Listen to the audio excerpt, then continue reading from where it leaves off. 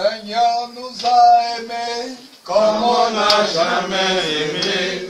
Il nous guide chaque jour comme une étoile dans la nuit.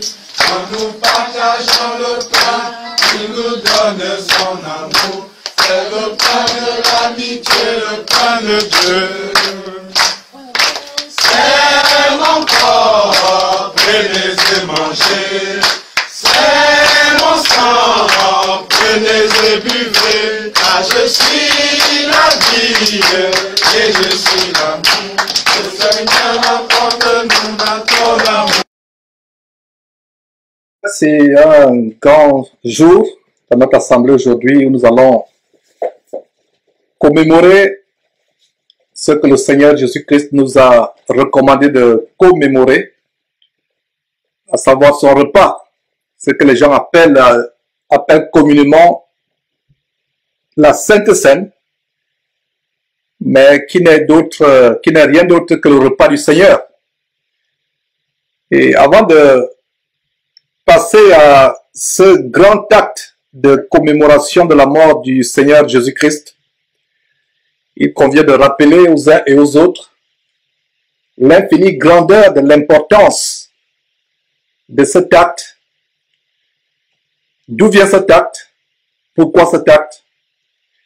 Et d'entrée de jeu, j'aimerais déjà vous rappeler, mes frères et sœurs, que la seule chose que le Seigneur Jésus-Christ nous a dit de célébrer ou d'observer en son nom, ce n'est pas sa mort, ce n'est pas sa résurrection, ce n'est pas sa montée au ciel.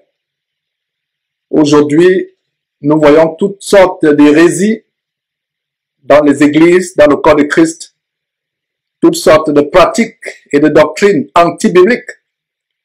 Le Seigneur Jésus-Christ n'a jamais recommandé à qui que ce soit d'enseigner, de fêter sa naissance.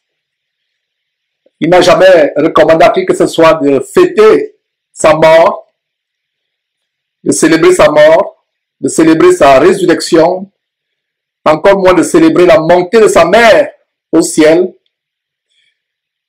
Soit dit en passant, sa mère attend le retour de son fils. Marie n'est pas au ciel. Elle est dans un endroit où elle attend l'enlèvement de l'Église. Et nous croyons qu'elle sera enlevée avec les saints ce grand jour. Dans ce grand sujet de prendre le repas du Seigneur ensemble, et comme vous le savez, presque tous les dimanches, quand nous nous réunissons, nous mangeons ensemble, nous partageons un jus ensemble, mais aujourd'hui, ce sera quelque chose de spécial. Non seulement nous allons partager, comme nous le faisons ensemble, le repas ensemble, mais pendant ce repas, nous allons commémorer ce que le Seigneur Jésus-Christ nous a recommandé de faire. Je vais vous prier de tourner vos Bibles en Matthieu chapitre 26. On va lire une grande écriture, Matthieu chapitre 26. La veille du jour où Jésus-Christ devait mourir sur la croix pour vous et pour moi et pour le monde entier, il y a quelque chose de très grand qui s'est produit. Matthieu chapitre 26. Je vais lire à partir du verset 26. D'abord, commençons à partir du verset 17 pour être dans le contexte. Le premier jour des pains sans levain, les disciples s'adressèrent à Jésus. Les disciples s'adressèrent à Jésus pour lui dire: où veux-tu que nous te préparions le repas de la Pâque? Dans le verset 17 nous montre comment le Seigneur Jésus lui-même a observé les ordonnances que Dieu avait données à Moïse à célébrer la Pâque. Et notez bien que la Pâque ici n'a pas S à la fin. Voilà une bonne distinction qui mérite d'ouvrir une parenthèse. Quand vous voyez Pâque dans la Bible, la Pâque c'est avec sans S, la Pâque. Maintenant la Pâque humaine, la Pâque des hommes, la Pâque dénominationnelle, d'origine diabolique, où on fait la course aux œufs de Pâques. Il y a les lapins mystiques, je ne sais pas d'où ils sont venus avec cela. En tout cas, nous avons fait une vidéo qui vous montre les origines sataniques de la Pâque avec S. Donc, notez très bien dans votre Bible qu'il n'y a pas S à Pâques. Donc, si quelqu'un a une Bible où il y a S à Pâques, j'aimerais savoir quelle est cette version. Donc, Pâques n'a pas S. La Pâque célébrée par Jésus-Christ, la Pâque juive, qui a été instituée en Exode chapitre 12, nous y reviendrons rapidement dans quelques instants. Cette Pâque n'a pas S à la fin. La Pâque juive. Et Jésus devait célébrer cette Pâque. Il devait observer cette Pâque. Lui-même, il disait qu'il n'était pas venu pour abolir la loi de Moïse, mais pour l'accomplir. Et nous allons voir par la Pâque, la véritable Pâque de Jésus-Christ, parce que Jésus-Christ est notre Pâque. Ce n'est plus la Pâque qui était symbolisée par l'agneau dans Exode chapitre 12 au temps de Moïse, quelques jours avant la sortie d'Israël. Notre Pâque aujourd'hui n'est plus un agneau ou un veau. Jésus-Christ lui-même est notre Pâque. Et nous allons voir que Jésus étant notre Pâque, il a fallu que lui-même observe d'abord la Pâque juive. La Bible appelle notre Seigneur Jésus-Christ l'agneau de Dieu qui ôte les péchés du monde. L'agneau immolé. Et vous pouvez voir dans Apocalypse chapitre 5 comment l'agneau Jésus-Christ va vers Dieu pour prendre le livre qui était de la main de Dieu. Voilà encore un bon chapitre pour vous montrer la distinction entre Jésus-Christ et Dieu son Père. Un bon chapitre qui vous montre que Jésus-Christ n'est pas en même temps son propre Père et son propre Fils. Mais il est Fils de Dieu, il est l'agneau de Dieu.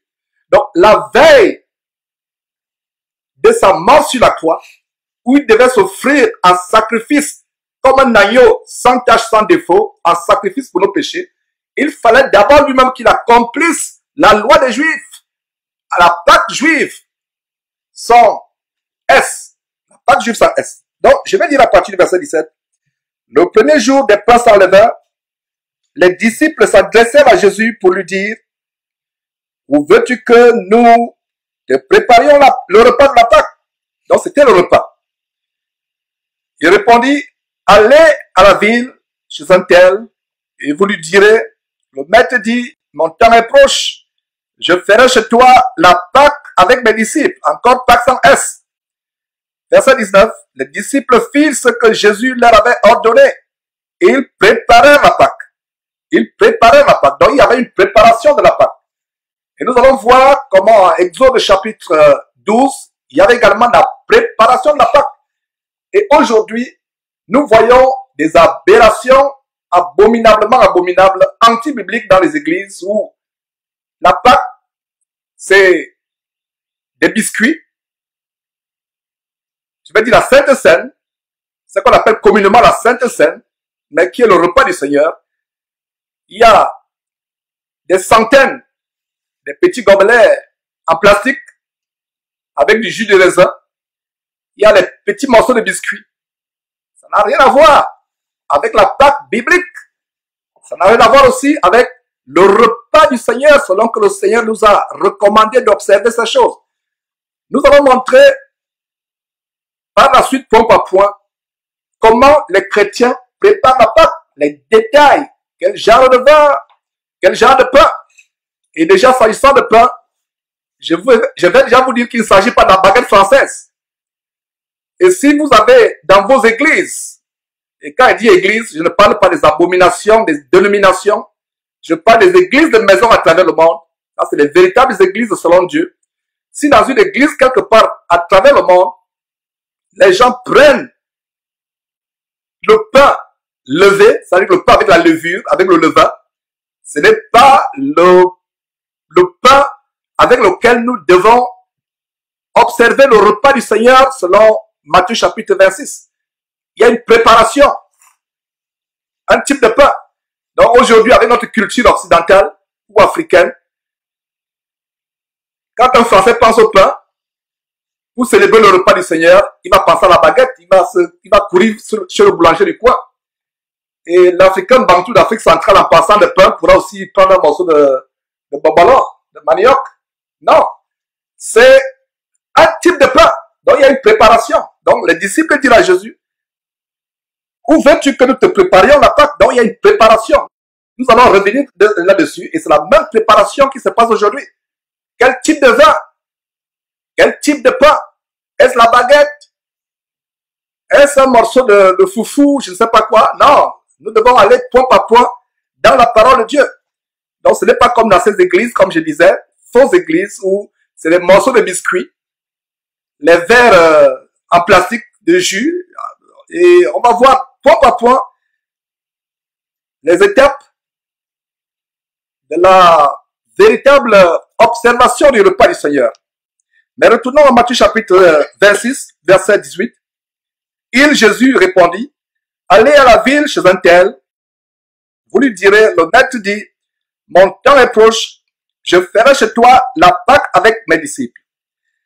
Verset 19, les disciples firent ce que Jésus leur avait ordonné et ils préparèrent la Pâque. Encore préparation, il y a une préparation pour la Pâque. Et rappelez-vous, mes frères et sœurs, que Jésus-Christ est notre Pâque. La Pâque immolée, l'agneau de Dieu immolé, c'est Jésus-Christ. Verset 29, plutôt verset 20, le soir étant venu, il se mit à table avec les 12. Les 12 apôtres qu'il avait choisis parmi ses disciples. Donc le soir étant venu, il se mit à table avec les 12. Verset 21, pendant qu'il mangeait, il dit, je vous dis en vérité, l'un de vous me livrera. Il y a un détail ici, pendant qu'il mangeait. C'était un repas. Et je peux faire une parenthèse pour vous dire, mes frères et sœurs, que le repas du Seigneur, qu'on appelle généralement la Sainte Seine, ne peut pas se dérouler dans le cadre d'une dénomination avec des centaines de membres. Ça ne peut pas se passer dans un bâtiment avec la configuration que vous savez, l'hôtel de banc, les rangées de bancs. La véritable Sainte Seine, permettez-moi cette expression, j'utilise cette expression qui n'est pas biblique, pour que ceux qui ne sont pas familiers au repas du Seigneur comprennent de quoi il s'agit. Le monde appelle la Sainte Seine, et Seine vient de l'italien cena, qui signifie le repas du soir. Cena, Seine. Donc c'est un repas. Alors, le détail ici, c'est que Jésus mangeait avec ses disciples. Donc, dans les églises, soi-disant, entre guillemets, mais pas des véritables églises, ils prennent des morceaux de biscuits, tout simplement. Il y a des plateaux avec des petits gobelets en plastique qu'on distribue. Ce n'est pas ce que nous lisons ici. Il dit, pendant qu'il mangeait, et vous allez voir que c'est au milieu du repas que la Sainte Seine, ce qu'on appelle communément la Sainte Seine, s'est produite. Il mangeait. Donc, toutes les assemblées chrétiennes à travers le monde, pour observer le repas du Seigneur, où nous mangeons sa chair et buvons son sang, ça doit se faire pendant que nous mangeons. Donc, vous préparez à manger, il y a les uns les autres mangent, et pendant que nous mangeons, c'est là où ça se passe. Soit pendant, soit à la fin. Lisons cela, donc c'est un détail important pour savoir que pendant qu'il mangeait, il dit, je vous le dis en vérité, l'un de vous me livrera. Donc, il n'avait pas encore partagé le pain représentant son corps, il n'avait pas encore partagé le sang représentant, le vin représentant son sang. Il mangeait encore. Et il donne une révélation grandiose. Pendant qu'il mangeait, il dit, je vous le dis en vérité, l'un de vous me livrera. Verset 22, il fut profondément attristé et chacun se mit à dire, est-ce moi, Seigneur? Verset 23, il répondit, celui qui a mis avec moi la main dans le plat, c'est celui qui me livrera. Donc il mangeait. Donc quelqu'un a mis la main dans son plat. Il s'agit de qui? Judas. Donc il mangeait. Ils avaient des plats. Donc Judas met la main dans le plat, dans l'assiette de Jésus. Quel détail ça nous montre? La Sainte Seine, comme on l'appelle communément, le repas du Seigneur, se passait pendant qu'il mangeait. Pendant qu'il mangeait, Judas met la main dans l'assiette et le Seigneur dit, celui qui met la main Celui qui a mis avec moi la main dans le plat, c'est celui qui me livrera. Verset 24. Le Fils de l'homme s'en va, selon qu'il est écrit de lui, mais malheur à l'homme par qui le Fils de l'homme est livré. Mieux vaudrait pour cet homme qu'il ne fût pas né.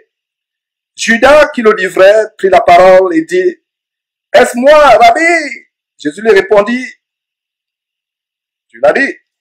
Maintenant, les choses deviennent intéressantes à partir du verset 26.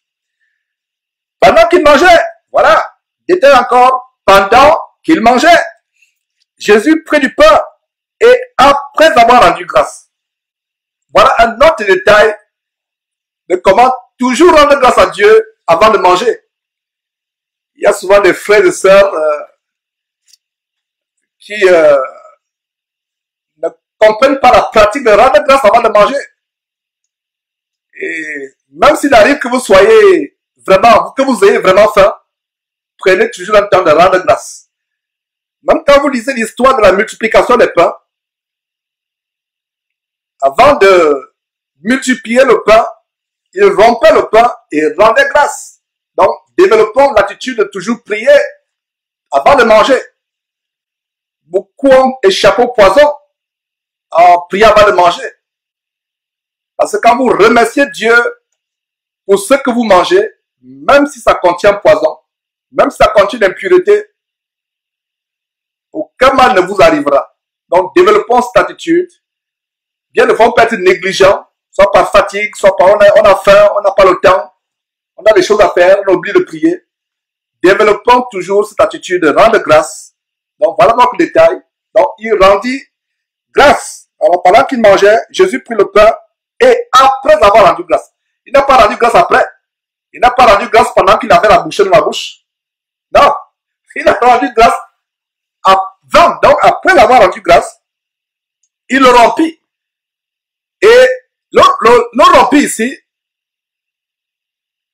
nous donne déjà la préfiguration de ce qui devait arriver, qui devait lui arriver à lui-même, le lendemain, sur la croix.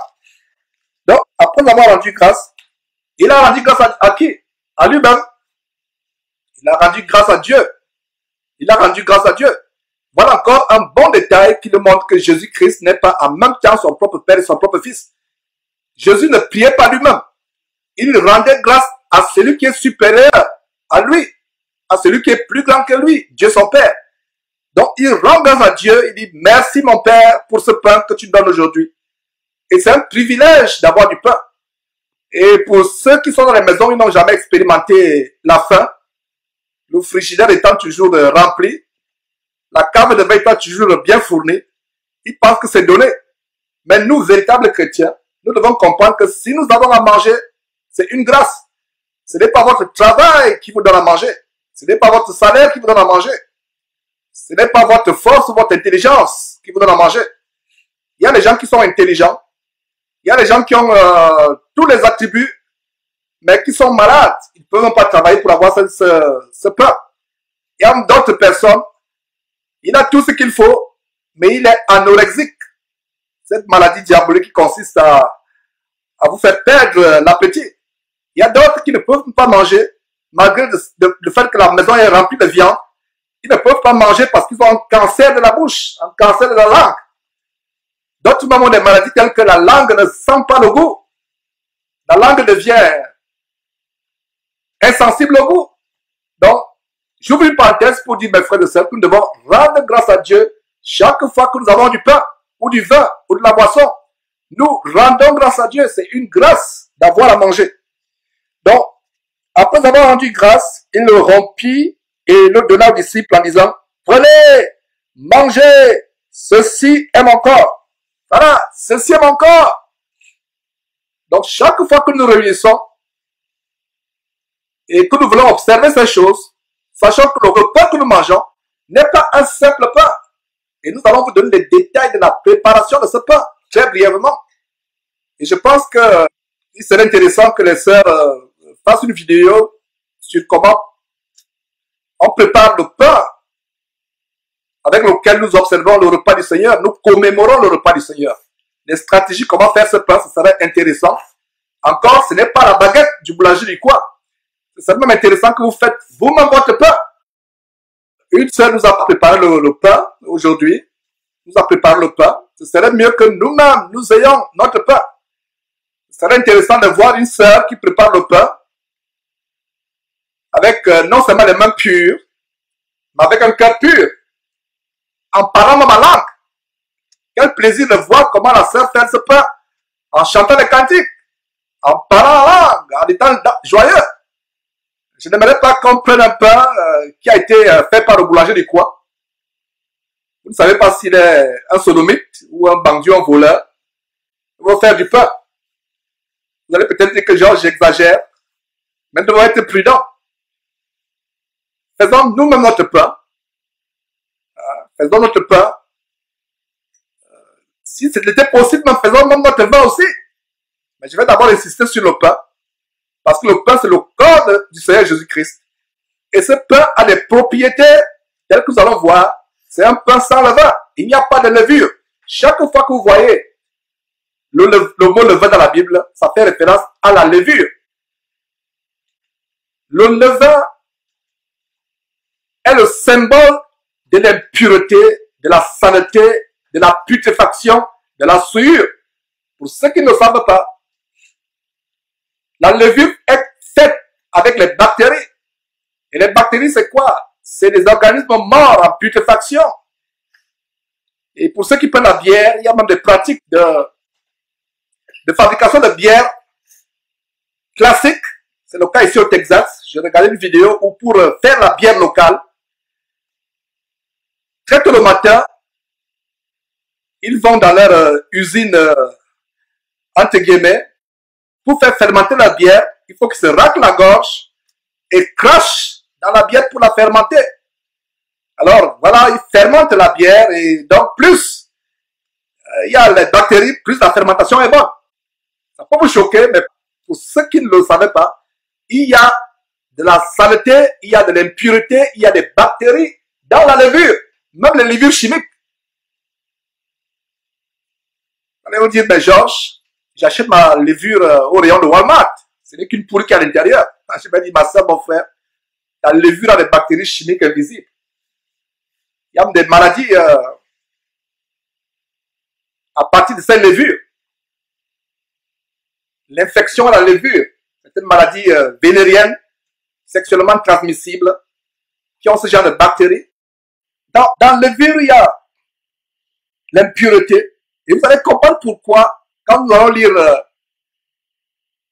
la recommandation de Dieu à Moïse, à Exode chapitre 12, comment faire le pain sans levain.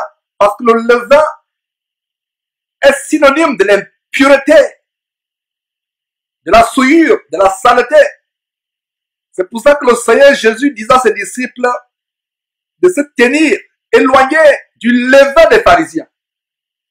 Du levain des pharisiens. Parce que dans le levain, dans la levure, il y a la saleté, il y a l'impureté.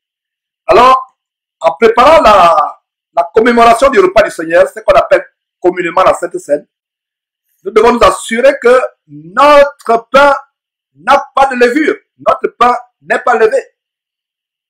Et vous devez faire votre pain très vite. Parce qu'il y a mon épouse qui me disait qu'il y a des recettes où vous n'avez pas la levure, mais vous devez faire le pain très rapidement, 15 minutes, 18 minutes, pas plus. Votre farine pétrie, il n'y a pas de levure, mais si vous dépassez un certain nombre de minutes, 15 minutes, 18 minutes après, la levure automatiquement se dépose.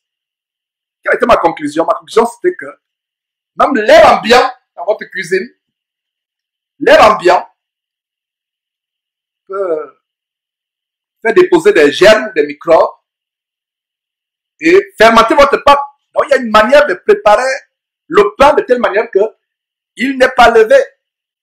Il n'est pas levé. Continuons avec la parole de Dieu. Donc, verset 26, on retourne à Matthieu chapitre 26, verset 26. Pendant qu'il mangeait, Jésus prit du pain et après avoir rendu grâce, il le rompit et le donna aux disciples en disant, venez manger, ceci est mon corps. Verset 27, il prit ensuite la coupe et après avoir rendu grâce, il la leur donna en disant, buvez-en tous. Il prit la coupe. Il allait de-là en disant, buvez-en tous. Il y a un détail, mes frères et sœurs, au verset 26 ou au verset 27. Il n'a pas pris des pains. Il a pris un seul pain. Notez très bien. Je vous dis souvent, mes frères et sœurs, ne lisons pas très vite la Bible. Lisons attentivement. Pendant qu'il mangeait, il prit du pain. Combien de corps de Christ il y a? Il y a un seul corps. Combien de Seigneurs Jésus-Christ ont été sacrifiés sur la croix? Un seul Seigneur, un seul corps. Jésus n'avait pas plusieurs corps.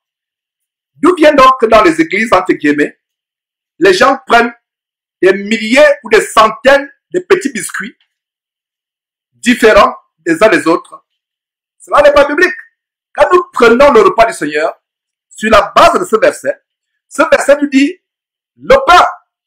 C'est pour cela que mes frères, voilà encore un verset qui nous montre que ce n'est que dans le cadre d'une maison que véritablement une église peut se tenir. Parce que si vous êtes déjà 200, 300, le pain qui pourra être partagé à 200, 300 personnes, il faut que ce soit un pain gigantesque, il faut que ce soit un pain monstrueux. C'est pour ça que dans le cadre d'une église, de maison, vous êtes une dizaine, une quinzaine, vous pouvez avoir un seul pain, et encore ce n'est pas la baguette. C'est le pain plat des Juifs. Et pour ceux qui ne le savent pas, plaise à Dieu, nous aurons une vidéo sur comment confectionner le pain pour commémorer le repas du Seigneur. Il ne s'agit pas de la baguette, il s'agit du pain plat. Du pain plat des Juifs. Ce n'est pas le pain de la boulangerie du coin. C'est un pain plat qui a une confection spéciale, sans levure, sans levain. On va voir pourquoi en détail. Déjà, je vous ai dit que le levain, c'est le symbole de l'impureté, c'est le symbole de la saleté. Allez faire vos recherches, tapez un peu sur Google levain. Vous serez choqué de ce que vous allez voir. Les images qui apparaissent, c'est les images microscopiques de bactéries, de saleté. Et voilà ce que nous mangeons. Même il semble que dans les yaourts, pour faire des yaourts, il faut d'abord faire fermenter le lait. Donc il faut mettre quelques gouttes de bactéries, d'impuretés. Voilà le yaourt que vous consommez. Mais détendez-vous, frères et sœurs, si vous êtes coincés, parce que la Bible dit, rendons grâce, mangeons de tout ce qui se vend au marché, sans s'enquérir de rien par motif de conscience. Parce que tout est sanctifié par quoi? Par la prière. Alors, le détail ici, c'est que Jésus prit le pain. Il n'est pas dit, il prit les pains. Il prit le pain. Donc, un détail, quand nous partageons le repas du Seigneur, c'est un pain. Ce n'est pas deux pains. Ce pain, le pain plat, par la baguette, devra être distribué à tout le monde. Et vous voyez donc que l'église du Seigneur ne peut pas se réunir dans un hangar, dans un bâtiment où il y a 100 000, il y a 10 000 personnes, 4 000 personnes, 300 personnes.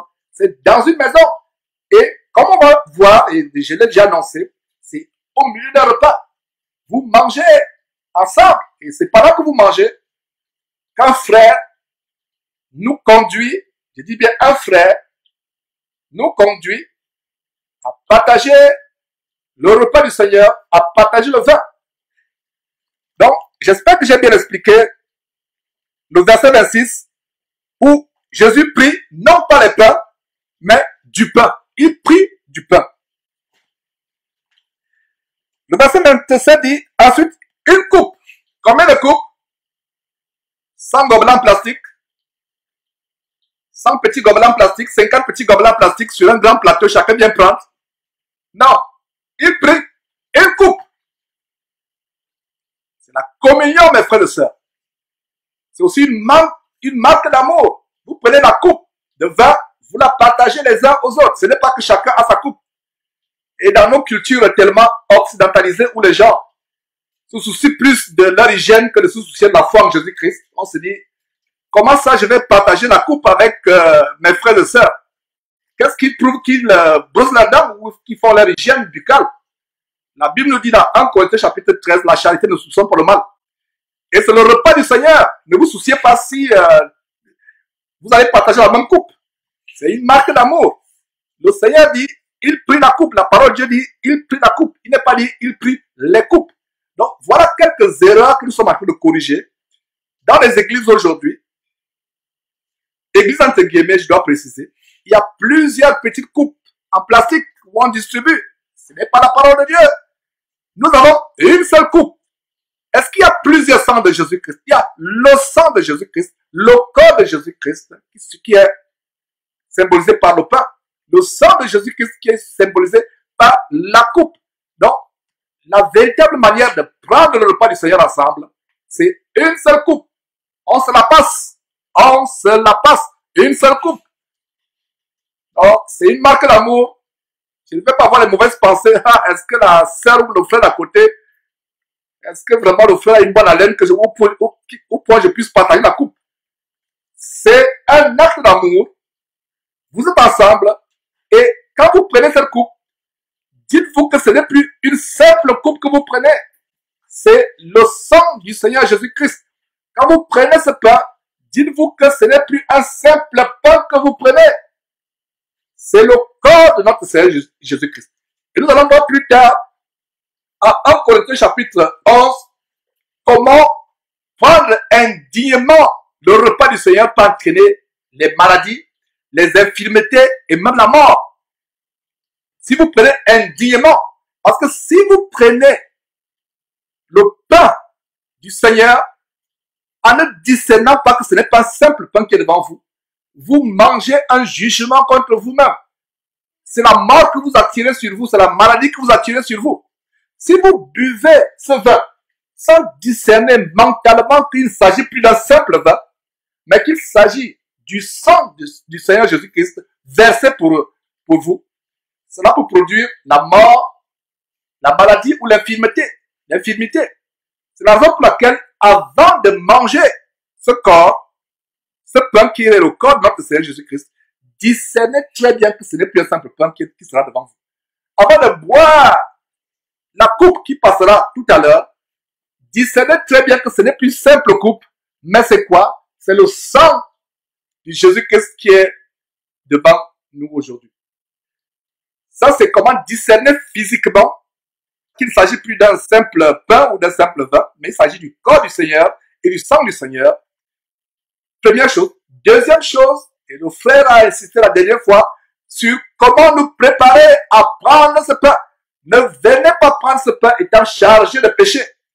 Parce que c'est un jugement que vous attirez contre vous-même. L'apôtre Paul, comme on va dire tout à l'heure, nous montre comment plusieurs sont morts, ont été malades, ont été infirmes, en mangeant le repas du Seigneur étant rempli de péché. C'est un jugement contre soi-même. Alors, si manger le corps de Jésus-Christ, symbolisé par ce pain, et boire le sang de Jésus-Christ, symbolisé par ce vin, apporte la maladie, la mort et l'infirmité si on le boit indignement, à plus forte raison, mes frères et sœurs, ce corps et ce sang nous apporteront la santé, la délivrance, la guérison des infirmités, la délivrance des maladies, tout le prenons dignement. Je reprends. Si vous prenez le corps de Christ, vous mangez le corps de Christ indignement, vous buvez le corps de Christ indignement, ça vous apporte la mort, la maladie ou l'infirmité. Maintenant, supposez que vous le preniez dignement comme la Bible le recommande, ça apporte la délivrance, la guérison. Il y a des frères et sœurs qui ont confessé, qui ont témoigné comment ils ont été guéris, délivrés de l'infirmité. À cause de quoi? À cause de la manière par laquelle ils ont mangé. Voilà. Les grandes choses que nous allons voir. Alors, verset 27, il prit ensuite une coupe, pas plusieurs coupes. Donc, frères et sœurs, aujourd'hui, c'est une coupe. Nous allons la partager. Il n'y aura pas de mouchoir pour essuyer la partie où la personne a mis les lèvres. Nous allons la partager. Et il n'y aura pas que tu observes très bien où la sœur ou le frère met les lèvres et tu tournes pour boire. Là où on n'a pas mis les lèvres. Ça ne marchera pas parce qu'à la 10e personne, toutes les lèvres vont toucher le pourtour de de la coupe. Et ne vous précipitez pas vous dire que non, je vais boire la première personne. Le frère Sostel qui va nous conduire tout à l'heure, sera au choix. Nous connaissons la nature humaine. Et nous exposons cette nature humaine afin que nous soyons comment transformés par le renouvellement de notre intelligence. Je n'aurais jamais dans ma vie pensé que je pouvais partager une coupe avec une personne autre que mon épouse. Mais une fois que je suis en Christ, je vois mon frère, je vois ma soeur, surtout quand nous partageons. Il n'est pas dit maintenant que tous les jours vous allez partager les jus ensemble, etc. Non, nous parlons du repas du Seigneur. Parce que ce n'est plus une simple coupe que nous avons. Donc, oubliez les lèvres sur la coupe.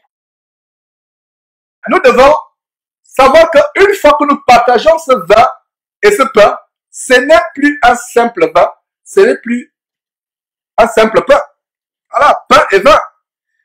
Alors, car ceci est mon sang, le sang de l'alliance qui est répandu pour plusieurs pour la rémission des péchés. Il y a même également la rémission des péchés. La rémission des péchés. Je vous dis, verset 29, je vous le dis, le Seigneur Jésus termine en disant, je vous le dis, je ne boirai plus désormais de ce fruit de la vie jusqu'au jour où j'en boirai du nouveau avec vous dans le royaume de Dieu. Dans le royaume de Dieu. Il y a un détail ici, la parole de Dieu parle du produit de la vie. Et quand on parle de vin, qui représente le sang de Jésus-Christ, il s'agit du produit de la vie. Et je ne m'aimerais pas soulever un débat, parce qu'il y a certaines personnes qui pensent que c'est un jus. Si vous allez prendre votre jus, ou pour les Africains, le jus d'oseille, le jus du bissap, ce n'est pas le sang de Jésus-Christ. Il s'agit du produit de la vie. Et sur la base de 1 Corinthiens chapitre 11, nous allons voir qu'il s'agit du vin. Le vin, c'est le produit de la vie qui est fermenté. Maintenant, il ne s'agit pas d'aller prendre un vin qui a un taux d'alcool au point où, dès que vous sentez seulement, vous commencez à avoir les vertiges. Non, ayons de la considération les uns et les autres. Généralement, ce que nous recommandons, c'est que, puisqu'il y a des frères et sœurs qui sont allergiques même à une seule goutte d'alcool, prenons un vin où le taux d'alcool est presque inexistant. Si on peut trouver même un vin où le taux d'alcool est zéro, tant mieux. Mais il faut que ce soit du vin, pas du jus. Parce que le vin, c'est la vie, c'est le produit de la vie. Le fruit de la vie, c'est le vin. La vie, ce n'est pas le jus. Ce n'est pas un jus qui est un rouge, on ne sait même pas ce que c'est. Comme il disait, si c'est les Africains, ça devient le bissap que vous prenez. Si vous êtes Camerounais, vous prenez maintenant le top grenadine. Ce n'est pas ça. Ça peut nous faire sourire, mais il y a des églises où on a pris du top grenadine, du jus de grenadine, ou du jus du bissap sénégalais, ou du jus du biscus, ou d'oseille. Ça peut vous faire sourire, il y a des frères qui l'ont fait.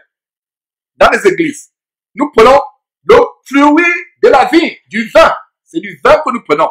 Maintenant, par considération les uns avec les autres, pour ne pas scandaliser les uns ou les autres, parce que là, il y a un débat d'opinion dans les églises. Il y a certains qui pensent qu'on doit prendre du vin alcoolisé. Il y a d'autres qui pensent que non, il ne faut même pas qu'il y ait une goutte d'alcool. Ça, c'est maintenant au niveau des opinions. Mais ce que je vais dire pour mettre la balance au juste milieu, c'est que il faut du vin, du produit de la vie. Maintenant, si dans l'assemblée, il y a un frère ou une sœur qui est allergique à la moindre goutte d'alcool, cherchons un vin avec le produit de la vie fermenté où le degré d'alcool est presque inexistant. Ou alors un degré vraiment tellement infime. Parce que nous ne devons pas scandaliser les uns ou les autres. Nous devons avoir de la considération, c'est aussi un acte d'amour. Mais il faut que ce soit du vin. Et en prenant ce vin, même s'il y avait un degré minimal d'alcool, comprenons qu'il ne s'agit plus d'un simple vin. Comprenons qu'il s'agit du sang de Jésus-Christ. Ce vin n'est plus un simple vin. Voilà, ce n'est plus un simple vin. Voilà donc le détail par rapport au vin. Allons rapidement à Exode chapitre 12. Avant Exode chapitre 12, il y a quelque chose que j'aimerais mentionner. J'allais oublier un détail ici. Il y a tellement de choses dans la Bible. C'est le Saint-Esprit qui nous guide. Il y a un détail au verset 30. Matthieu chapitre 26, verset 30. Après avoir chanté les cantiques, ils se rendirent à la montagne des Oliviers. Donc, ils étaient en communion, ils ont chanté les cantiques. Et nous voyons, comme je vous ai annoncé, Exode chapitre 12, d'où le repas du Seigneur célébré en Matthieu chapitre 26 prend sa source. Et vous connaissez comment Dieu a fait sortir puissamment son peuple d'Égypte, son peuple Israël d'Égypte, après 400 ans d'esclavage. Par la main puissante, les a fait traverser la mer Rouge à sec, les a mis à l'abri des 10 plaies qu'il envoyait sur les Égyptiens à cause de la rébellion, de l'endurcissement du cœur de Pharaon. Comment ils sont sortis puissamment d'Égypte. Je vous recommande de lire tout le livre d'Exode pour en savoir plus. Mais aujourd'hui, pour les besoins de notre enseignement, nous allons voir comment la Pâque a été instituée. N'oubliez pas que Jésus-Christ est notre Pâque. Et nous voyons que cette Pâque, Jésus étant l'agneau de Dieu qui ôte le péché du monde, cette Pâque a été instituée en Exode chapitre 12. Nous pouvons lire, l'Éternel dit à Moïse, donc c'est une instruction de Dieu à Moïse. Ça a été établi par Dieu. Donc l'Éternel dit à Moïse, ce n'est pas Moïse lui-même qui a pris l'initiative d'instituer cela. C'est un détail très important, verset 1. L'Éternel dit à Moïse et à Aaron, dans le pays d'Égypte, ce mois-ci sera pour vous le premier des mois. Il sera pour vous le premier mois de l'année. Parlez à toute l'assemblée d'Israël et dites, nous sommes au verset 3, Exode chapitre 12, verset 3, parlez à toute l'assemblée d'Israël et dites le 10e jour de ce mois, on prendra un agneau pour chaque famille, un agneau pour chaque maison. Un agneau, voilà, un seul agneau. Je parlais du pain tout à l'heure, un seul pain, représentant le corps de Jésus-Christ. Un seul agneau, un seul agneau. Verset 4, si la maison est trop peu nombreuse pour un agneau, on le prendra avec son plus proche voisin. Selon le nombre de personnes, vous compterez pour cet agneau d'après ce que chacun peut manger. Ce sera un agneau sans défaut, mâle, âgé d'un an. Vous pourrez prendre un agneau ou un chevreau. Verset 6, vous le garderez jusqu'au 14e jour de ce mois, et toute l'assemblée d'Israël l'immolera entre les deux soirs. Vous voyez le parallélisme entre l'immolation de l'agneau au temps de Moïse et d'Aaron et l'immolation de Jésus-Christ sur la croix, le sacrifice de Jésus-Christ. Donc, verset 6, et toute l'assemblée d'Israël l'immolera entre les deux soirs. Verset 7, on prendra de son sang et on mettra sur les deux poteaux et sur le linteau de la porte des maisons où on le mangera. Cette même nuit, on en mangera la chair rôtie au feu. On la mangera avec des pains sans levain et des herbes amères. On mangera avec des pains sans levain. Et en considérant les recherches, j'ai fait quelques recherches très rapidement, et je découvre que, selon les historiens, les Égyptiens font partie des premières civilisations qui avaient inventé la pratique du levain, de la levure. Incroyable. Et ils faisaient la levure avec quoi? Avec les bactéries, avec tout ce qui était la pourriture, la saleté. Ils faisaient fermenter cela. Et les Juifs ont séjourné en Égypte pendant 400 ans. Maintenant, quand il s'agit de faire les choses saintes, regardez comment Dieu va leur recommander de faire leur pain sans levain. Parce que le levain, c'est le symbole de la souillure, de la saleté, de la pourriture, de la putréfaction. C'est pour cela qu'au verset 8, il est dit à la fin, on la mangera avec des pains sans levain et des herbes amères. Verset 9, vous ne le mangerez point à demi-cuit et bouilli dans l'eau, mais il sera rôti au feu avec la tête, les jambes et l'intérieur. Verset 10, vous n'en laisserez rien jusqu'au matin, et s'il en reste quelque chose, le matin, vous le brûlerez au feu. Verset 11, quand vous le mangerez, vous aurez vos rancins, vos souliers aux pieds et votre bâton à la main. Donc, il devait être prêt à sortir du pays d'Égypte. Et vous le mangerez à la hâte. C'est la Pâque de l'Éternel. Notez encore ici que Pâque n'a pas S. Il n'y a pas un verset biblique dans la Bible où Pâque a S. La Pâque avec S, c'est la Pâque des œufs de Pâque. C'est la Pâque de la reine, de la déesse Isis. Et la Pâque, n'est-ce pas, de toutes ces abominations orientales qui sont infiltrées dans le christianisme. La Pâque avec S, la Pâque où il y a les lapins de Pâque, où il y a les œufs de Pâque, c'est la Pâque avec S. Mais la Pâque de la Bible n'a pas S. Et le Seigneur dit ici à Moïse, l'Éternel Dieu, le Seigneur Dieu dit à Moïse, c'est la Pâque de l'Éternel. Voilà où la Pâque, la véritable Pâque qui est Jésus-Christ est instituée. Des centaines et des centaines d'années avant, des siècles avant. Verset 12, cette nuit-là, je passerai dans le pays d'Égypte et je frapperai tous les premiers-nés du pays d'Égypte, depuis les hommes jusqu'aux animaux, et j'exercerai des jugements contre tous les dieux, notez bien, contre tous les dieux, pour dignité satanique de l'Égypte. Je suis l'Éternel. Je suis l'Éternel. Et le verset 13 continue. Le sang vous servira de signe sur les maisons où vous serez. Je verrai le sang et je passerai par-dessus vous et il n'y aura point de plaie qui vous détruise quand je frapperai le pays d'Égypte. Verset 14. Vous conserverez le souvenir de ce jour et vous le célébrerez par une fête à l'honneur de l'Éternel. Vous le célébrerez comme une loi perpétuelle pour vos descendants. C'est la même loi qui continue avec Jésus-Christ. Vous voyez comment la parole de Dieu est merveilleuse. C'est une loi perpétuelle. Mais aujourd'hui, il ne s'agit plus d'aller prendre un agneau, parce que ceux qui continuent à célébrer la Pâque juive crucifient, piétinent la crucifixion de Jésus-Christ, crucifient, piétinent, crachent sur l'œuvre grandiose de rédemption et de salut accomplie par Jésus-Christ sur la croix. Donc, en célébrant la Pâque, si vous allez prendre un morceau, si vous allez prendre un chevreau, un agneau, vous rendez la mort de Jésus-Christ vaine. Il y a encore des chrétiens qui se judaïsent, qui observent la Pâque juive. Allez suivre encore ce documentaire qu'on a fait sur le mur de lamentation, les chrétiens qui retournent au judaïsme, qui embrassent les coutumes juives. La véritable Pâque immolée, c'est Jésus-Christ. Aujourd'hui, en célébrant la Pâque, la seule chose que nous observons, c'est le pain qui est le corps de Jésus-Christ et le vin qui est le sang de Jésus-Christ. Et il y a un détail ici. Regardez comment les maisons sur les linteaux ou les portes desquelles on avait badigeonné le sang, la mort ne pouvait pas frapper. Quel bonheur aujourd'hui de savoir que le sang de Jésus, quand nous le prenons dignement par cette coupe que nous allons boire tout à l'heure, ça éloigne la mort de nos maisons. Incroyable, frères et sœurs.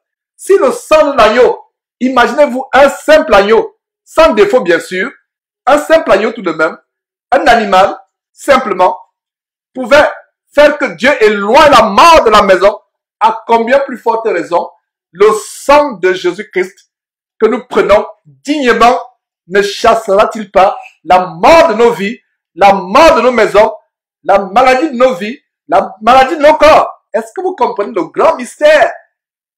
Le sang de l'agneau était tellement puissant pour épargner la mort des Juifs qui étaient en Égypte.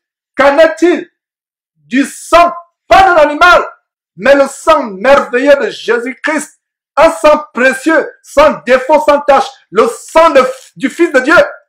Vous comprenez pourquoi ce qu'on appelle couramment la Sainte Seine, le repas du Seigneur, le pain qui symbolise son corps, le sang qui symbolise, le vin qui symbolise son sang.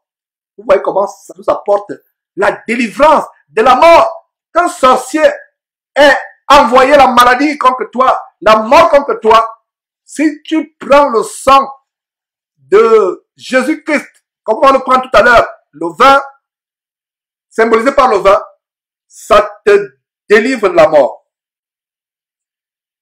Et vous pouvez lire par la suite, et il y a un détail avant de sortir de là, verset 19. Pendant 7 jours, il ne se trouvera point de levain, il ne se trouvera point de levain dans vos maisons, car toute personne qui mangera du pain levé sera retranchée de l'assemblée d'Israël, que ce soit un étranger ou un indigène. Ouais, au verset 8 de ce même chapitre, chapitre 12 d'Exode, il devait manger le pain sans levain. Non seulement il devait s'abstenir du levain, quand il mangeait ce pain, le pain sans levain, le verset 19 va même plus loin en disant que pendant 7 jours, il ne se trouvera point de levain dans vos maisons. Et déjà à ce niveau, vous comprenez pourquoi le Seigneur a dit qu'il ne doit pas avoir de levain dans leur maison pendant 7 jours. C'était un moment exceptionnel où il devait se purifier. Donc le levain ne devait pas se retrouver dans leur maison. Et le levain, la levure d'origine bactérienne, symbolisant l'impureté, la souillure, la saleté, la putréfaction, la levure ne devait même pas se trouver dans leur maison. Vous comprenez donc pourquoi, quand les vrais chrétiens prennent le vrai repas du Seigneur, ils prennent un pain sans levain, en symbole. Derrière ce pain sans levain, nous avons l'absence d'impureté, l'absence de souillure, l'absence de saleté. Voilà le symbole derrière le pain sans levain.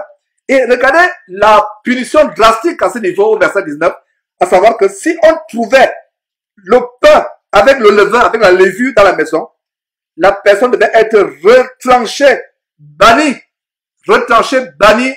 de l'assemblée d'Israël. C'était une punition drastique, n'est-ce pas? Donc vous comprenez pourquoi notre pain aujourd'hui ne doit pas avoir de levain. C'est un symbole. Et non seulement physiquement, le pain que nous mangeons, quand nous commémorons ce qu'on appelle la Sainte Seine, le repas du Seigneur, ne doit pas avoir le levain, mais aussi n'ayons pas de levain dans notre cœur. Parce que ça ne sert à rien qu'une des sœurs nous prépare un bon pain juif comme au temps de Jésus. C'est possible d'avoir des pains comme au temps de Jésus, avec une pierre. Parce qu'il y a des pierres même, où vous pouvez trouver des pierres comme des pierres juives, où vous pouvez mettre ce genre de pierre, ou soit dans votre cour arrière, sur le feu de bois. Même il y a même des pierres sur lesquelles vous pouvez faire ce pain et mettre dans votre four, afin d'avoir un pain plat. Et donc, ce pain ne doit pas avoir de levure. Donc, ça sert à quoi que vous preniez un pain qui n'a pas de levure, qui n'a pas de levain, mais s'il y a le levain dans votre cœur, s'il y a la levure dans votre cœur, c'est pour ça que le Seigneur Jésus disait à ses disciples, méfiez-vous du levain des pharisiens. Allez lire le chapitre 23 de Matthieu, vous allez voir qu'est-ce qui caractérise les pharisiens. L'orgueil, imbue de leur personne, l'hypocrisie, faire leurs actions pour être bien vus des hommes, au dehors des sépulcres blanchis au dehors, bien ornés, mais à l'intérieur, plein de rapines, d'excréments et toutes sortes de fientes. Voilà la caractéristique du pharisien. Pour fermenter le pain avec la levure doit avoir de la bactérie. Alors, tout ce qui est à l'intérieur, la bactérie, les mauvaises pensées fermentent vos cœurs et mettent la bactérie, la levure dans vos cœurs. Les mauvaises actions. Donc, ne prenez pas le pain du Seigneur avec une vie de mensonge, avec une vie de mauvaises pensées, une vie de vol, d'adultère, de manque de pardon. C'est pour cela qu'avant de prendre le repas du Seigneur, il est conseillé aux frères et sœurs de s'examiner soi-même, de se repentir s'il y a un péché qui subsiste encore dans votre cœur, dans votre vie. Parce que si vous prenez le repas du Seigneur, ayant la levure dans votre cœur, c'est un jugement contre vous-même. Donc, il y a la levure physique. Notre pain, la préparation de notre pain, c'est un pain sans levure. Mais il y a aussi la préparation spirituelle. Parce que vous prenez un pain qui représente le corps du Seigneur Jésus-Christ, qui n'a pas de levain, qui n'a pas de levure. Mais vous avez la levure dans votre cœur, dans votre vie. Ça veut dire que non seulement ce pain sans levain sera contaminé par cette levure, après vous aurez la levure au carré. Vous allez contaminer ce pain, et ce pain, sur la base de 1 Corinthiens chapitre 11 apporte l'infirmité, apporte la maladie, la mort, au lieu d'apporter la guérison. D'ailleurs, nous pouvons lire à 1 Corinthiens chapitre 10, verset 16, très rapidement, tout simplement. La coupe de bénédiction que nous bénissons, n'est-elle pas la communion au sang de Christ? Le pain que nous rompons, n'est-il pas la communion au corps de Christ? Voilà un bon verset, 1 Corinthiens chapitre 10, verset 16, qui nous montre que cette coupe que nous allons bénir, que le frère Sosthène va bénir tout à l'heure, cette coupe, c'est la communion avec le sang. Vous faites un avec le sang de Jésus-Christ. Quelle merveille! 1 Corinthiens chapitre 10, verset 16, la coupe de bénédiction que nous bénissons, n'est-elle pas la communion au sang de Christ? Vous faites un avec le sang de Jésus-Christ. Donc, quand vous allez prendre ce vin, ce n'est plus simple coupe qui sera devant vous. Vous entrez en communion avec le sang de Jésus-Christ. Et le pain que nous allons rompre, que le frère va rompre tout à l'heure, nous allons partager, ce ne sera plus un simple pain. Par ce pain, nous entrons en communion avec le corps de notre Seigneur Jésus-Christ. Nous formons un. Nous formons déjà spirituellement un avec le Seigneur Jésus-Christ, avec les autres frères et sœurs en Christ à travers le monde. Mais c'est un symbole qui renforce encore cette communion. Donc, nous établissons véritablement cette communion avec le Seigneur Jésus-Christ quand nous allons prendre ce pain. Nous établissons la communion avec Jésus-Christ quand nous allons prendre ce sang. Ça veut dire que le sang de Jésus-Christ, nous devenons un avec ce sang. C'est pour ça qu'après avoir pris le repas du Seigneur, selon ce que nous sommes en train de partager, vous sortez de là, vous n'êtes plus la même personne. Ce n'est pas comme à l'époque, on le prenait de manière rituelle dans l'abomination catholique dans laquelle j'ai passé les premières 20 années de ma vie. Et vous voyez comment les gens prennent ce morceau de biscuit, ils se concentrent, vous avez l'impression qu'ils sont constipés, qu'ils se mettent à trembler, ils pensent qu'il y a un mystère derrière. Ils ne comprennent rien. Il y a d'autres personnes, quand la personne prend ce morceau de biscuit, lèche même les miels qui tombent de manière rituelle. Un bon pharisien, ils ne savent même pas ce qu'il y a derrière. Je faisais partie de ces gens-là. J'étais là tellement pieux, j'avais l'impression que c'est quelque chose d'extraordinaire. Que j'étais dans l'ignorance. Mais aujourd'hui, nous comprenons véritablement que le véritable pain que nous partageons, qui symbolise le corps de Jésus-Christ, c'est un pain sans levain. Ce n'est pas un morceau de biscuit, c'est un pain petit, la farine, mais sans levain. Et le sang, c'est le vin que nous prenons. Vous pouvez aussi lire ce détail en Luc chapitre 22, verset 19, où le Seigneur Jésus donne la recommandation de faire cela en mémoire de lui. Luc chapitre 22, verset 19. Ensuite, Jésus-Christ, prit du pain et après avoir rendu grâce, il le rompit et le leur donna en disant, ceci est mon corps qui est donné pour vous, faites ceci en mémoire de moi. Vous pouvez aussi lire la suite. Donc, c'est le seul passage. Ce passage nous montre comment nous devons observer ces choses en mémoire. C'est comme ce qu'on a lu en Exode chapitre 12, verset 14, que ce devait être une fête à l'honneur de l'Éternel, une célébration comme une loi perpétuelle pour vos descendants. Et c'est la même chose qui se passe aujourd'hui, que nous continuons, que nous poursuivons. Donc Jésus dit, faites ceci en mémoire de moi, en mémoire de moi. Donc nous le faisons en mémoire du Seigneur Jésus-Christ. Terminons par 1 Corinthiens chapitre 11. Je vous annonçais 1 Corinthiens chapitre 11 et je vous disais que c'est effectivement le verset sur lequel je m'appuie pour montrer qu'il s'agit du vin. Il ne s'agit pas du jus, il s'agit du vin quand nous prenons la Sainte Seine. Et nous aurons aussi un autre détail qui nous montre comment nous devons prendre le repas du Seigneur au milieu d'un repas normal que nous prenons, par exemple, nous, dans cette église, tous les dimanches, au milieu d'un repas normal. Alors, 1 Corinthiens chapitre 11, Voilà un bon passage, un bon chapitre pour voir la manière exacte de célébrer le repas du Seigneur.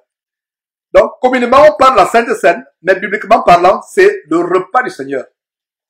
Pourquoi utiliser la Sainte Seine? C'est pour la compréhension des frères qui sont encore là à comprendre. Ça passe plus quand on dit Sainte Seine. Mais en fait, ce n'est pas ce que la Bible dit. La Bible parle du repas du Seigneur. Donc, désormais, j'aimerais que les frères et sœurs s'habituent plus à l'expression repas du Seigneur. Alors, verset 17, en donnant cet avertissement, nous sommes à 1 Corinthiens chapitre 11, verset 17, en donnant cet avertissement, ce que je ne loue point, c'est que vous vous assemblez non pour devenir meilleur, mais pour devenir pire. Paul commence par un reproche à l'église de Corinthe. Allez lire le chapitre 5 de 1 Corinthiens pour voir le niveau de débauche, de prostitution, d'impudicité, débauche sexuelle qui avait atteint l'église de Corinthe. C'est au point où les gens allaient avec les concubines de leur père, commettant ainsi non seulement l'adultère, mais l'inceste.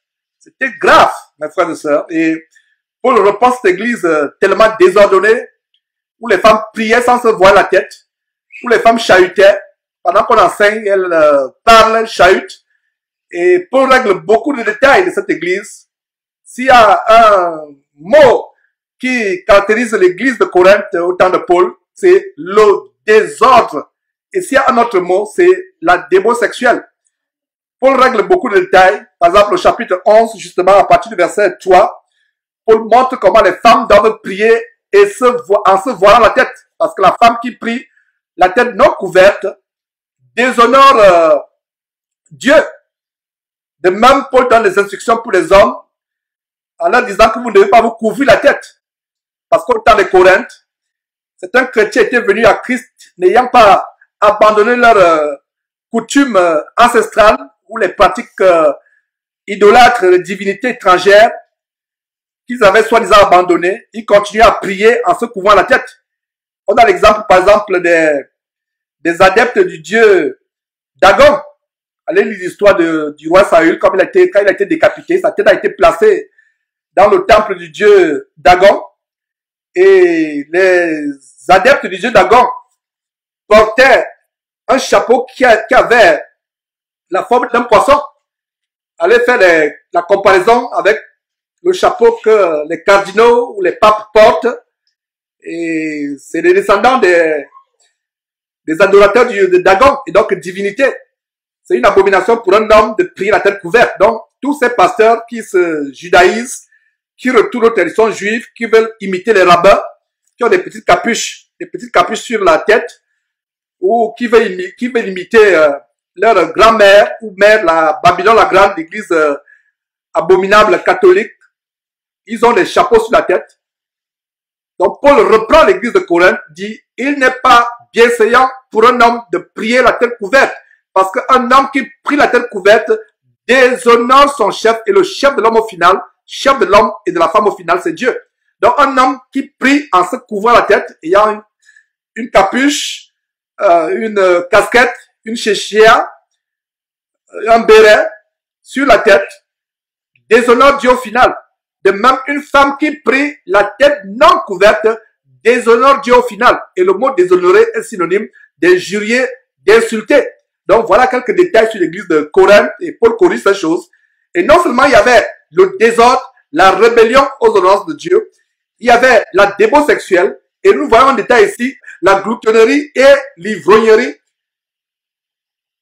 pendant qu'ils partagent le repas du Seigneur. Incroyable. Donc le verset 17 dit, en donnant cet avertissement, ce que je ne loue point, donc Paul ne les louait pas, ce que je ne loue point, c'est que vous vous assemblez non pour devenir meilleur, mais pour devenir pire.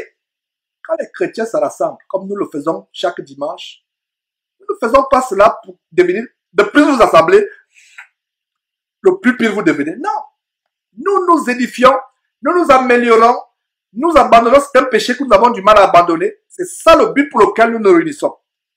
Le verset 18 dit, et d'abord, j'apprends que lorsque vous vous réunissez en assemblée, il y a parmi vous des divisions, et je le crois en partie.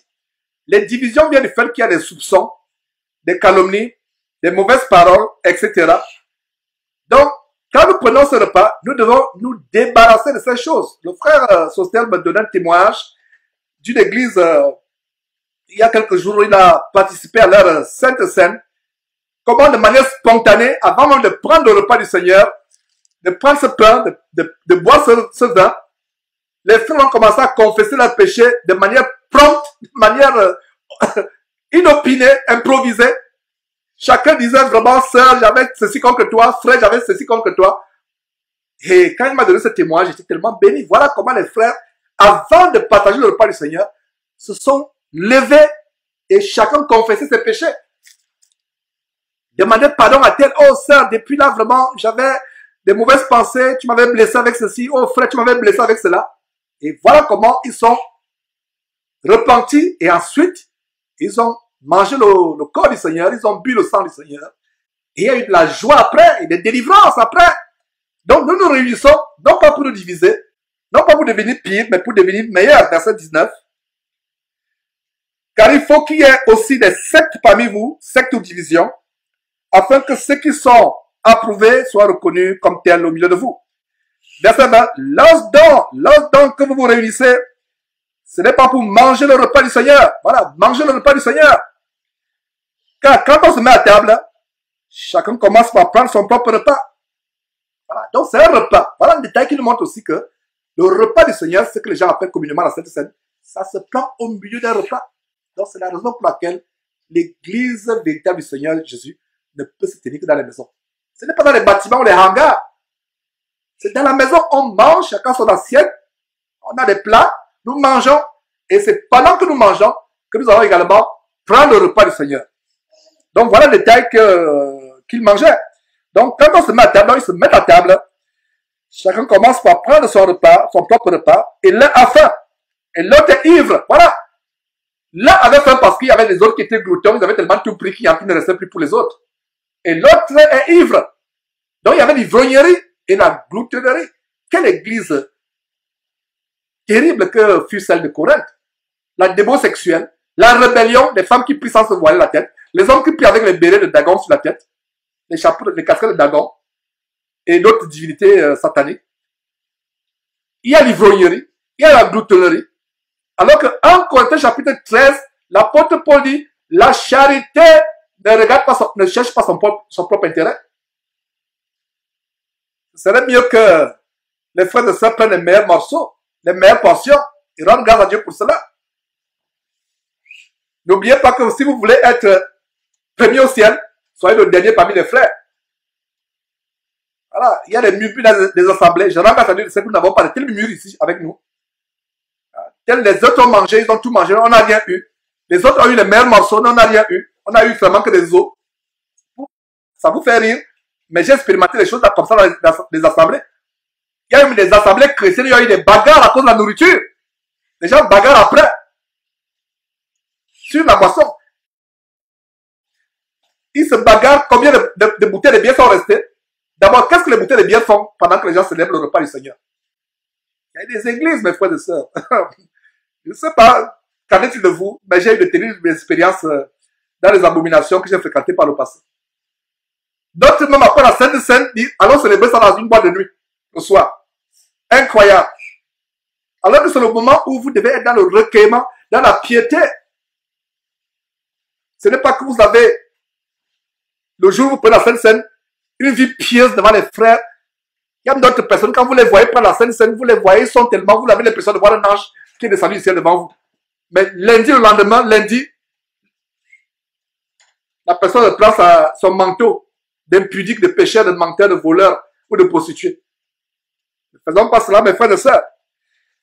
Donc, verset 21, car quand on se met à table, chacun commence par prendre son propre repas et l'un a faim, tandis que l'autre est ivre. Nous devons nous assurer que tout le monde a à manger. L'un a faim, l'autre est ivre. Donc, le vin qui était pour le repas du Seigneur était devenu pour eux maintenant un moyen d'être ivre. Voilà un détail que ce vin avait de l'alcool. Mais ce vin n'est pas pour que vous deveniez ivre. Ce vin, c'est pour commémorer le sang de Jésus-Christ. Ce n'est pas que s'il y a une coupe, vous buvez les 7 dixièmes de la coupe Vous seul. Non, vous serez ivre si le taux d'alcool n'est pas minime. Verset 22. N'avez-vous pas de maison pour y manger et boire? Donc, il bagarrait sur la nourriture. Ou méprisez-vous l'église de Dieu? Je rends grâce à Dieu de ce que de telles choses ne se passent pas ici. C'est-à-dire que méprisez l'église de Dieu. Et faites-vous honte à ceux qui n'ont rien. Que vous dirai-je? Vous louerai-je? En cela, je ne vous loue point. Voilà la réprimande que Paul leur donne de la part de Dieu, leur apporte de la part de Dieu. Verset 23.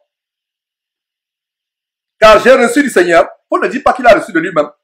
Verset 23. Car j'ai reçu du Seigneur ce que je vous ai enseigné, c'est que le Seigneur Jésus, dans la nuit où il fut livré, rappelez-vous que quand ils ont chanté les cantiques, comme on a vu à Matthieu chapitre 26, après avoir pris ce repas, après avoir pris ce pain qui était son corps, bu ce vin qui était son sang, ils ont chanté les cantiques et ils sont allés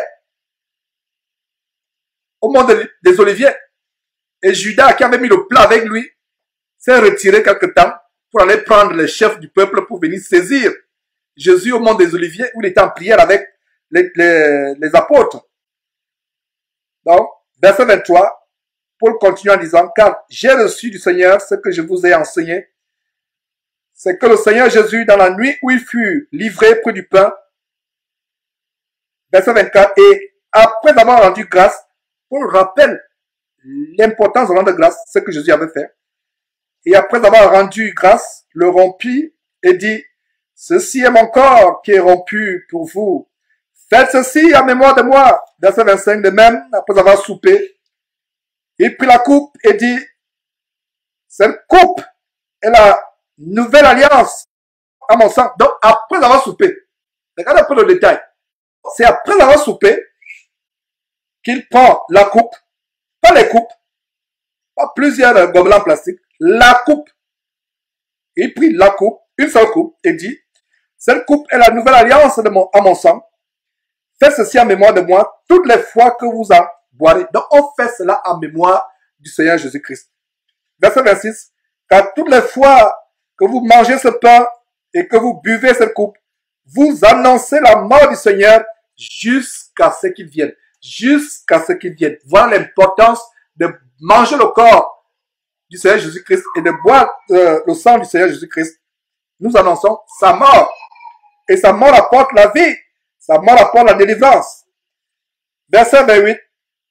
Que chacun donc s'éprouve soi-même et qu'ainsi il mange du pain et boive de la coupe. Nous devons nous éprouver. Vous ne pouvez pas venir seulement vous asseoir là, manger ce pain, boire ce vin, sans vous éprouver. Que chacun s'éprouve lui-même. Verset 29. Car celui qui mange et boit sans discerner le corps du Seigneur, mange et boit un jugement contre lui-même. Nous ne n'aimerons pas que quelqu'un ici présent boive et mange un jugement contre lui-même. C'est tellement grave. Verset 30. C'est pour cela qu'il y a parmi vous beaucoup d'infirmes et de malades et qu'un grand nombre sont morts. Donc voilà ce que je vous annonçais. Vous mangez sans discerner. Vous mangez sans vous éprouver. Ça produit la maladie, l'infirmité et la mort. Maintenant, si vous mangez et buvez dignement, ça produit quoi? La guérison, la délivrance, la protection contre la mort. Exactement comme au temps des enfants d'Israël en Égypte. Quelque temps avant qu'ils n'en sortent. Verset 31. Si nous nous jugeons nous-mêmes, nous ne serions pas jugés. Verset 32. Et les gens disent, oh, on ne juge pas. Ne nous jugez pas, frère. Vous nous jugez trop. Vous êtes des experts en jugement. La Bible dit, nous devons nous-mêmes nous juger. Le jugement est possible. Et plaise à Dieu, nous aurons des enseignements sur le jugement biblique. Il y a des chrétiens qui n'aiment pas ce mot. Tu juges, ne me juge pas.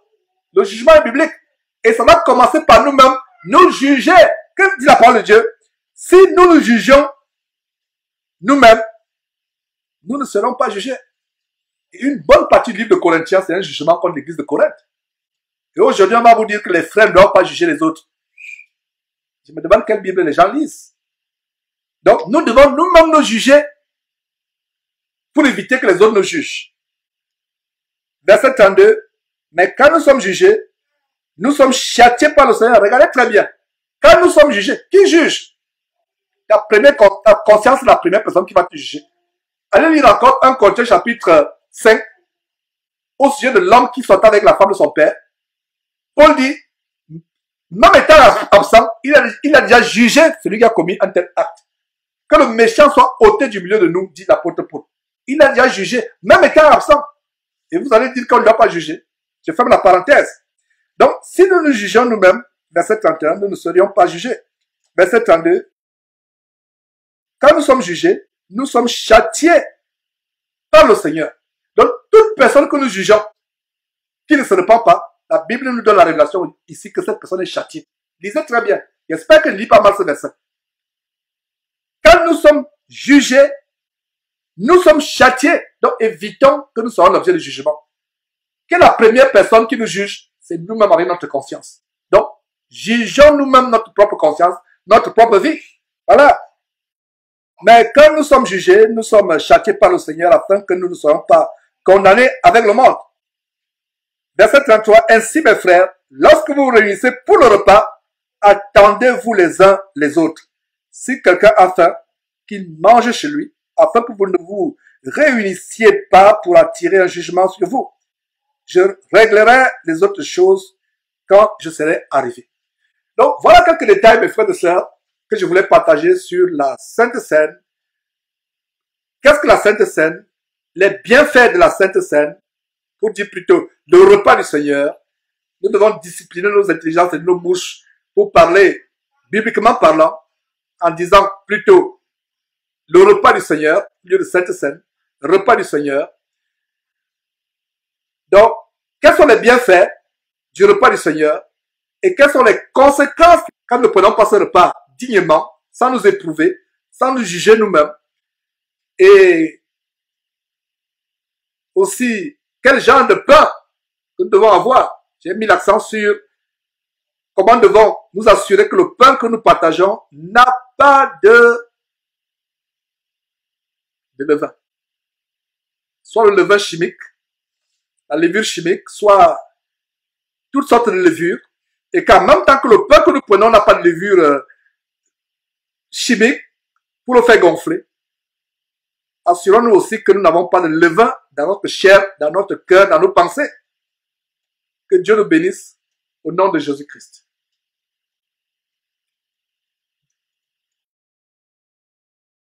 Seigneur nous a aimés Comme on n'a jamais aimé, il nous guide chaque jour comme une étoile dans la nuit. Quand nous partageons le pain, il nous donne son amour. C'est le pain de l'amitié, le pain de Dieu. C'est mon corps, prenez et mangez. C'est mon sang, prenez et buvez. Car je suis la vie et je suis l'amour. Le Seigneur emporte-nous dans ton amour. Le Seigneur nous a aimés comme on n'a jamais aimé. Il nous guide chaque jour comme une étoile dans la nuit. Quand nous partageons nos pains, il nous donne son amour. C'est le pain de l'amitié, le pain de Dieu. C'est mon corps, prenez et mangez. C'est mon sang, prenez et buvez. Car je suis la vie et je suis l'amour. Le Seigneur emporte-nous dans ton amour. Le Seigneur nous a aimés comme on n'a jamais aimé. Il nous guide chaque jour comme une étoile dans la nuit. Quand nous partageons le pain, il nous donne son amour. C'est le pain de l'amitié, le pain de Dieu. C'est mon sang, prenez et mangez. C'est mon sang, prenez et buvez. Car je suis la vie et je suis l'amour. Le Seigneur emporte-nous dans ton amour. Voilà. Oh Seigneur. Seigneur, apporte-nous dans ton amour. Ne manquez pas de vous abonner à notre chaîne YouTube Jésus-Christ TV, en cliquant sur le bouton s'abonner, juste au bas de la fenêtre de cette vidéo. Ainsi, vous recevrez automatiquement nos nouvelles vidéos, et vous ne raterez aucune. Vous connaîtrez la vérité et la vérité vous affranchira. Jean 8, 32.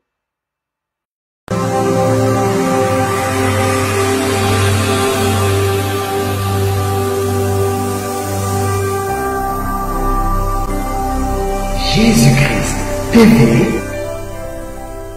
vous connaîtrez la vérité et la vérité vous affranchira.